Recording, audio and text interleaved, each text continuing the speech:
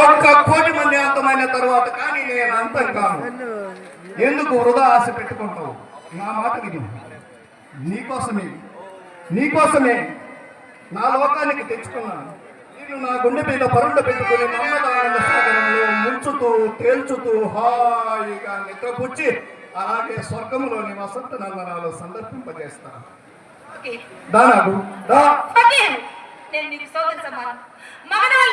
నన్ను వాచించుకోదు. కావాలంటే నా తండ్రి నేను పట్టాభిషేకం గావిస్తాను. నాగు పిల్లవాడిని చక్కలో కూర్చుండి పెట్టుకుని సంగమామను చూపి నేతిపోవ తినిపించినట్టు ఈ పక్కిరిని పెంబేలు పుచ్చుతున్నావు.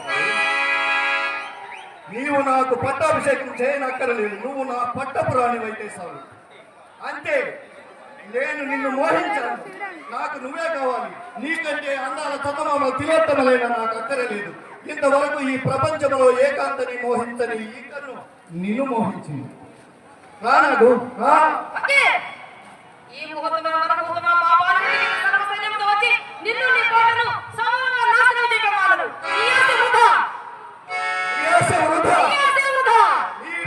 వీరులు కూడా ఈ రాళ్ళతో తేలకో ఏ గతి పట్టిందో అదే గతి పట్టింది.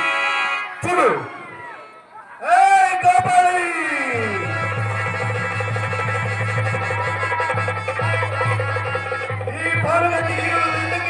ఒక్క 1000 మందిని సృష్టించి పంపు. జల్దీ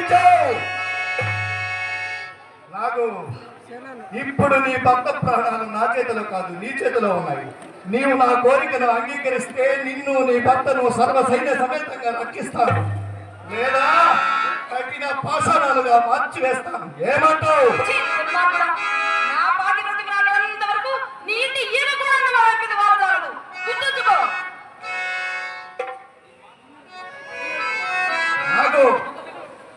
నీవేమి అనసూయాదేవి అపరావతారమా లేక సావిత్రమ్మ సహోదరిగా?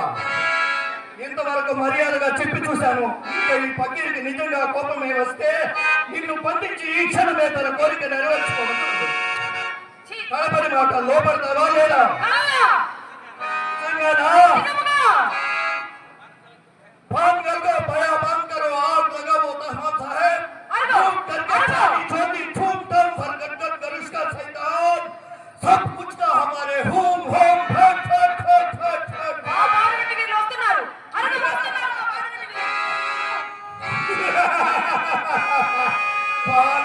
వీరులు పకీరు కోట వాకిట శిలలు కావలి విగ్రహాలుగా తయారైపోయారు.